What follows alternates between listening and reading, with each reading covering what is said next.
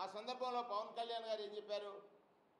50 సంవత్సరాలు పైబడిన ప్రతి బీసీ వ్యక్తికి కూడా పెన్షన్ మంజూరు చేస్తాం 50 ఏళ్లకే. బీసీ కుటుంబాల్లో ఉన్న వ్యక్తులకు 50 సంవత్సరాల వయసు దాటితే పెన్షన్ మంజూరు చేస్తూ ఉన్నారు. నేను వారికి గుర్తు చేస్తూ ఉన్నాను. చంద్రబాబు నాయుడు గారు పదే పదే మీరు గుర్తుంచుకోవాలి, మీరు గుర్తుంచుకోవాలి, మీరు గుర్తుంచుకోవాలని మాట్లాడతారు. అంటే ఆయనకి కొంచెం మర్చిపోయేటటువంటి తత్వం ఉందో లేదో నాకు తెలియదు. కానీ మీ ద్వారా పవన్ కళ్యాణ్ గారిని మీరిచ్చినటువంటి మాట 50 సంవత్సరాలకి బీసీ వర్గాలకి పెన్షన్ మంజూరు చేస్తారని చెప్పారు. సంవత్సరం కాబోతా ఉంది. ఇంకొక నెలలో సంవత్సరం పూర్తి చేసుకున్నటువంటి ఈ ప్రభుత్వం ఇప్పటి వరకు కూడా బీసీలకు ఎక్కడా కూడా 50 సంవత్సరాల పైబడిన వారికి పెన్షన్లు మంజూరు చేసిన దాఖలాలు కానీ, చేస్తున్నామనేటువంటి మాటలు కానీ లేవు. ఈ రకంగా బీసీలందరూ ఎదురు చూస్తున్నారు. అయ్యో కూటమి ప్రభుత్వం వచ్చింది, మాకు 50 ఏళ్లకే పెన్షన్ వస్తుందని ఎదురు చూసేటువంటి బీసీల తరఫున మేము డిమాండ్ చేస్తూ ఉన్నాం. మీరు ఇచ్చినటువంటి మాటని తక్షణమే సంవత్సరం తిరగకముందే మీరు అమలు చేయాలి. ఇప్పటికే సంవత్సర కాలం, విలువైన కాలం కోల్పోయారు. ఈరోజు ఒక పత్రికలో ఏ పత్రిక చూసినా కూడా మత్స్యకార భరోసా 258 కోట్లు 1,29,000 మందికి మత్స్యకార సోదరులకు ఇస్తున్నామన్నారు. చాలా సంతోషం. ఒకటి కూటమి నాయకులను అడుగుతున్నాను, చంద్రబాబు నాయుడు గారిని అడుగుతున్నాను, పవన్ కళ్యాణ్ గారిని అడుగుతున్నాను, మీరు ఒకసారి గుర్తు చేసుకోమని అడుగుతున్నాను. మీరు ఎన్నికల ముందు పెన్షన్దారుల దగ్గరికి వెళ్ళి 4,000 పెన్షన్ చేస్తామన్నారు.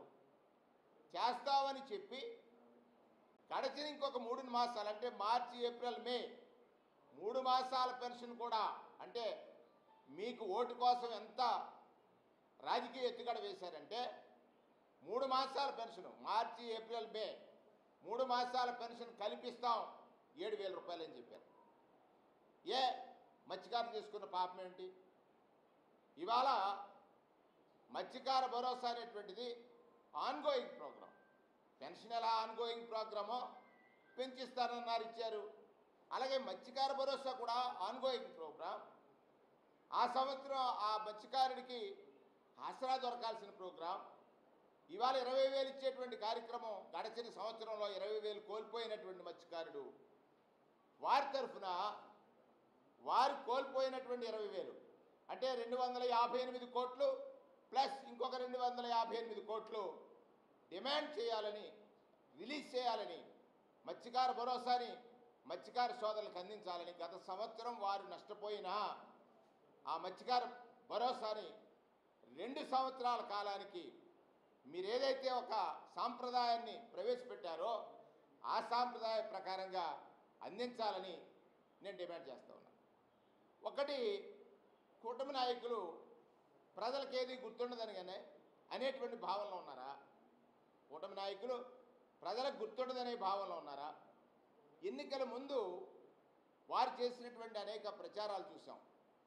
ప్రధానమైనటువంటిది జగన్మోహన్ రెడ్డి గారి మీద, జగన్మోహన్ రెడ్డి గారి పాలన మీద ఆయన అప్పులు చేస్తున్నాడు, అప్పులు చేసి సంక్షేమాన్ని పొందుతున్నాడు, చాలా దుష్ప్రచారం చేశారు. 14 లక్షల కోట్ల అప్పులు అన్నారు. వారి తనయుడైతే 12 లక్షల కోట్ల అప్పులు అన్నారు. ఈ మధ్యకాలంలో కూడా ఈ రాష్ట్రం శ్రీలంక అయిపోయిందన్నారు, ఈ రాష్ట్రం సొమాలియా అయిపోయిందన్నారు, ఈ రాష్ట్రానికి అప్పులు పుట్టవన్నారు. నేను ఒకటే ప్రజలను అడుగుతున్నాను, మీరు న్యాయ నిర్ణేతలు, చంద్రబాబు నాయుడు గారు చెప్పింది నిజమా అబద్ధమా?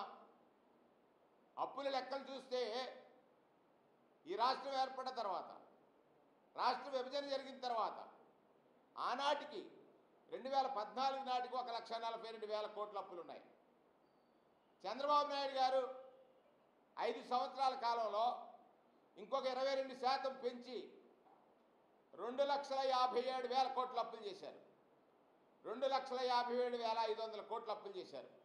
అంటే 3,95,000 కోట్ల అప్పులు జగన్మోహన్ రెడ్డి గారి పాలన ప్రారంభానికి ఇచ్చారు. 4 లక్షల కోట్ల అప్పులు, అప్పులపై వడ్డీలు, వాటికి వాయిదాలు, ఈ 3 చెల్లించాలి. ప్రజలు మరొకసారి అడుగుతున్నాను ప్రజల్ని, మీరు ఆలోచించండి. జగన్మోహన్ రెడ్డి గారి పాలన వచ్చిన తర్వాత 2 సంవత్సరాలు కరోనా ఉంది. ఈ కరోనా సమయంలో ప్రజల కష్టాలు, ప్రజల ఇబ్బందులు, ఈ రాష్ట్రంలో కనీసం ఒక వైరల్ ల్యాబ్ లేదు. 30,000 కోట్లు కరోనా విపత్తును ఎదుర్కోవడానికి ఖర్చు పెట్టాడు జగన్మోహన్ రెడ్డి గారు. ఆ సందర్భంలో ఆయన 5 సంవత్సరాల కాలం ఎంత అప్పులు చేశాడని చూస్తే 3,32,000 కోట్లు అప్పులు చేశారు. ఇవన్నీ కేంద్ర ప్రభుత్వ లెక్కలు, కాగ్ లెక్కలు, ఆడిట్ జనరల్ ఇచ్చినటువంటి లెక్కలు. అంటే చంద్రబాబు నాయుడు గారు ప్రజలు నమ్ముతారని ఒక అసత్యాన్ని, అబద్ధాన్ని రోజు ప్రచారం చేసి జగన్మోహన్ రెడ్డి గారి వ్యక్తిత్వం పైన, జగన్మోహన్ రెడ్డి గారి వ్యక్తిత్వ హననము చేసేటువంటి కార్యక్రమం పైన చేసినటువంటి దుష్ప్రచారాన్ని ప్రజలు నమ్మారు. నేను అడుగుతున్నాను, వాస్తవం ఇది, నిజం ఇది. ఈ నిజాన్ని గుర్తించండి. ఇవాళ 2014లో ఒక మాట మనం గుర్తు చేసుకోవాలి. ఆనాటి ఆర్థిక మంత్రి యనమల రామకృష్ణుడు గారు ఖజానా ఖాళీ అయిపోయింది, ఈ రాష్ట్రానికి అప్పు పుట్టదో అని 2019లో, 14 కాదు 2019లో ఒక స్టేట్మెంట్ ఇచ్చారు. జగన్మోహన్ రెడ్డి గారి పాలనలోకి వస్తులోకి కేవలం 100 కోట్ల రూపాయలు మాత్రమే ఖజానాలో ఉంది, ఈ రాష్ట్రానికి అప్పు కూడా పుట్టదని చెప్పాడు ఆయన. జగన్మోహన్ రెడ్డి గారు 5 సంవత్సరాలు చక్కగా పరిపాలన చేశాడు. అప్పుల పాలైనటువంటి రాష్ట్రం అని అంటున్నారు, దివాలా తీసింది అంటున్నారు. ఒకే ఒక ప్రశ్న కూటమి నాయకులకి, దివాలా తీసిన రాష్ట్రానికి ఈ 10 మాసాల కాలంలో మీరు చేసిన అప్పు ఎంత? దివాలా తీసేవాడికి అప్పులు ఇస్తారా?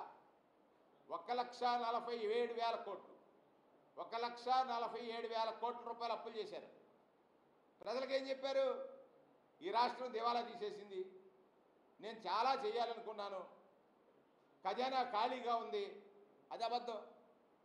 మీ ప్రభుత్వం ఆ స్థానంలో కూర్చునే నాటికి 7,000 కోట్ల రూపాయలు, 7,000 కోట్ల రూపాయలు ఈ మధ్యవారు భరోసా ఆ రోజు ఇవ్వచ్చు మీరు. 7,000 కోట్ల రూపాయలు ఖజానాలో ఉందే, అది ఒక అబద్ధం చెప్పారు.